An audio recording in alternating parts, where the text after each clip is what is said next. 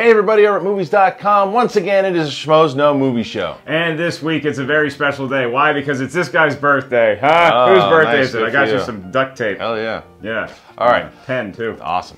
All right, let's get to something you and I will never be ever in life, and that's astronauts. Yeah, I'm still waiting on that envelope from NASA. Why are we not talking? Let's hope NASA doesn't shut down. Let's talk about why we're talking about astronauts, and that's because the new film, Gravity. It comes out. Alfonso Cuarón directs this piece with Sandra Bullock, George Clooney, and their astronauts. And they look like they're pretty talented astronauts. However, something goes wrong in outer space, and oh no, what's going to happen? Are we going to survive? Or are they just going to keep drifting in outer space forevermore? There's been some really good astronauts in movie history. Yeah. Some of the most exciting films that you'll ever see take place in a land far, far away. Ah, yes. But who is the best? That's what we're here to figure out, Mark. Our top 5 of the best movie astronauts in history.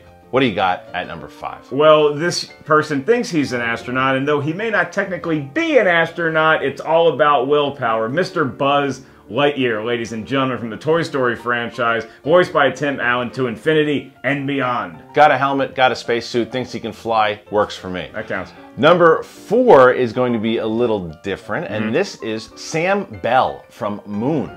Such a cool little film that didn't get a lot of notice when it first came out, and then you talk to anybody who's seen Moon, and they just worship this film. Directed by Duncan Jones, David Bowie's kid, and Sam Rockwell is one of the best actors working today. He's great, and I don't want to really spoil anything with the film, but he's an astronaut. He absolutely is an astronaut, and there's a reason why he's such a good astronaut. Well, and if you see the film, I don't like your draw. I don't like. Have you ever seen the film? At all. You haven't seen it. Number 3 on the list is a film that everybody saw in 1998. They also bought the soundtrack featuring Aerosmith. Armageddon's own Harry Stamper, played by Bruce Willis. This one is a tricky one because if you want to be technical, he's not really an astronaut. He's a guy who drills. However, they stick him in a spacesuit, they throw him up into space, and by default becomes an astronaut, and he was pretty damn good at it. Our criteria for this list was, hey, can you wear one of those bubble things and look cool? And Bruce Willis and Buzz Lightyear can both do that. What did you do with the time you were given? That is the real question, and Harry really made the most of his time.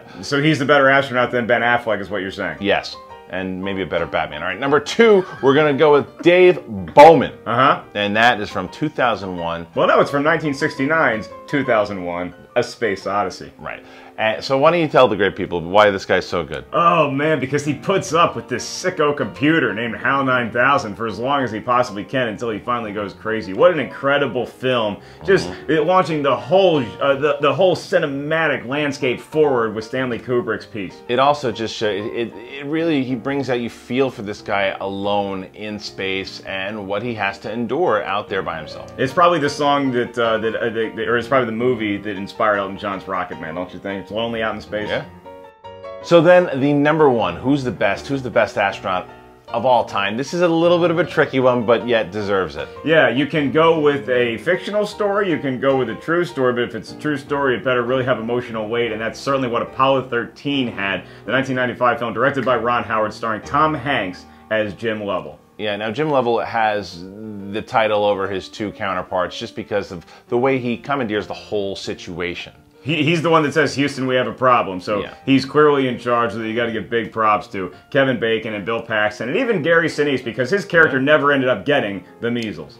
That's it. That's our top 5. Those are the best ones. We had a couple of honorable mentions. I'll go with one that I thought of, and that would be Charlton Heston, who his name is George Taylor. George Taylor, yeah. From Planet of the Apes. Yeah, so you'll take him over Mark Wahlberg's Planet of the Apes?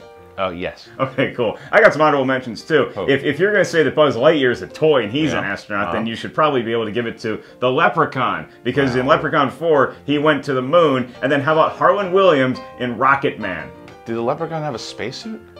He was on the moon. Doesn't count. He was on the moon. Have to have a spacesuit. Ripley also counts. That's our top 5. Make sure you check out the new film Gravity with Sandra Bullock and George Clooney. It comes out this week. I can't wait to see it. Yeah, also in theaters you have Runner Runner starring Justin Timberlake and the new Batman, Ben Affleck, and in wide release is Metallica's Through the Never. It's our movie show. Happy birthday. Wish this animal a happy birthday. It is the Schmoes No Movie Show. That is Kristian. He just turned 21. Enjoy your first beer, pal. I'm Mark Ellis, and I'll be providing it for him.